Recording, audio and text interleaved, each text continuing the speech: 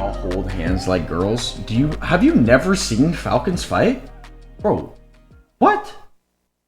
I'll put this in perspective for you because I know that you don't know what you're talking about. You just like hear things, so you like believe them, right? Like if I told you the sky is fucking green and I was Hal, you'd believe me, right? For example, you say that we hold hands like a girl, right? Okay, Hal DM'd me during the first TDM and said stop playing PK first. If you go back in the VOD and watch, we don't play PK first. Waltzy plays PK first. Waltzy's first shot of the game was 80. And it was a Peacekeeper shot when the loadout was R9 Peacekeeper, okay? So, like, what happens is when people are losing, including myself and my own team, they make excuses or they get upset. And usually those goes hand in hand. Right? And no, there is not a player out there right now who's shooting straighter than Koi in, like, real game scenarios. No. Yeah, like, you may think there is, but there isn't. Because being able to shoot in a TDM or being able to shoot in the firing range is really cool. But at the end of the day, it doesn't matter until you're on the stage and you have to hit a big spread. A little bit behind, I was wiping my hands off from reading. Apex support higher pulling rates. I think they did. People have been saying though. I don't really know because my controller did start feeling like dog shit, but I didn't know why this season. But there's like a conspiracy theory that they nerfed controllers, like input delays and stuff going around. And it honestly, like, it would make sense because it lined up with like when this season came out, it lined up with like why I started wanting to change controllers is because I literally felt like my controller was either broken or something, but it apparently like everyone's been feeling that way, and that's why I started swapping controllers, and that's why I'm testing the ZD still, because I'm not gonna sit here and just be like, oh, did they like 100% the conspiracy theory is right, like, you know, like they nerfed controller and they just didn't tell us. I'm not just gonna sit here and cope with that, you know. Maybe that my one controller is that like I've been using for the last like 3 years or whatever is finally giving out on me. Nano just called Waltzy Hal's sidekick. What am I on? Who Cusman? You just cannot get rage baited by Nano, bro. Like, it's just like, why do you let yourself to get Waltzy lets him. Yeah, like, He's bro, so fucking zip it, cunt. Bro, Nano does not care, bro. You can't like reason with someone who just doesn't give a fuck. Bro, what? Bro, what are you saying? Awesome. What are you on about? I want to see like what his whole background is, like where the fuck his like lineage comes from. Bro's built different. My favorite thing with Nano is like what I said. I said earlier. I don't even know who he was talking shit. Oh, he was talking shit to Zainu earlier. Did you guys see that the Discord? No. He was talking shit to Zainu and them because like Zainu and them rage quit their TDMs against Nano's team, and Nano was like, fucking posting the screenshot, the score, and like saying, like, you know, like I'd rage quit too. Like he's just talking shit to him. And I just added Nano. I said you wouldn't say it to his face at LAN. So that's the Nano classic. It was all worth it. I've always told myself that if I don't win something, then it'll like all be for nothing. But yeah, it was definitely worth it. Like, the biggest advice I can give to everyone, like to anyone that's like trying to make it as a pro, or like just trying to make it in general in anything, like in life, because I think being successful in something requires like a similar mindset for like everything. They basically just like obsess over it and don't think about anything else.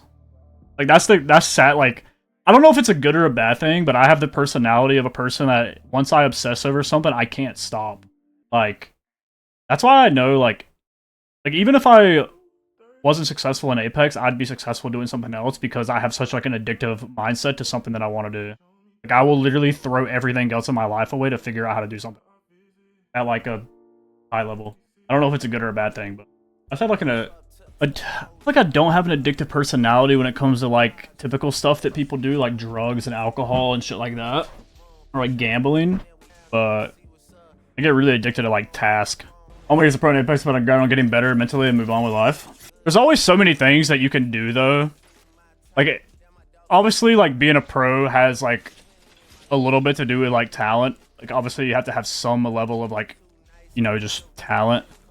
But there's always so many things you can do that can be related to the thing that you love and want to do. Like, casters, coaches, like, you know, working on games. And those are like different skills. Like those are skills that can be like refined over time. Like I think casters are like the most impressive thing. I don't know, just being a caster is so impressive to me because I don't have the personality of someone that can do that. Hello, Unk. All right, so we're just calling me Unk now. I turned 26 and I'm Unk. Is that what we're doing now? I think another thing about just like succeeding in anything that you do is just like your outlook on it. Like I don't know why, but like I just like I don't know. I like never see the bad in anything. That makes sense, chat. Like even when we were fucking like even when me fucking like Reese were fucking 33rd in scrim average or whatever the fuck, we were like terrible at like scrims and we did dog shit in group stages. Like, I don't know. I like didn't even think that like I like low-key like still thought like every team I've ever been on, no matter how bad the team was, I was still like, we're actually gonna win LAN. I was like, I've always thought like I've always had like a positive like outlook for anything in life, basically. Yeah, the first LAN is in Saudi, the second one's in Vegas, and the last one is in Japan. All right, chat. Well, last block we're in first place. First block we got 9th. 9th isn't great, but we were 3rd place in first block going into the last game, and then we got booped all the way down to 9th because we got 20th in that game.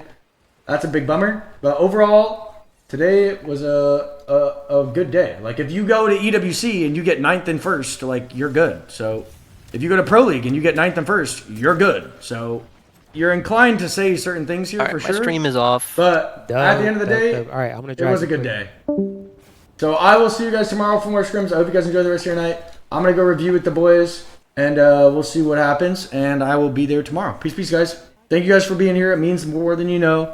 The org hunt is going really well right now. We're talking to 2 orgs that are promising really good things, and a 3rd org that is promising amazing things, but we got to wait a little bit more for that one. If we're patient enough, we can get it, because when they want to sign is just a little bit later. So as far as things look right now, we're in a really good spot. That's just an update as far as that goes. But we're a great team. I mean, there's no denying it. I'm asking for these guys to be the best players in the world, and that's why I'm so intense. I want to be the best in the world, so that's why I'm like asking for it. But even with how frustrated I get and everything, we're still one of the top teams in the world. It just doesn't seem like it because of how mad I get. But, you know, if you're getting 9th and 1st and 9th and 1st and 9th and 1st, like, you're a top team in NA, undoubtedly. One of the better teams in the world. So enjoy your night, guys. I'll see you guys soon. Peace. If you could pick 2 players past and of present to play a LAN with, who would your dream team be? I would have loved to play with Watson and I don't even know. I don't know who the second would be.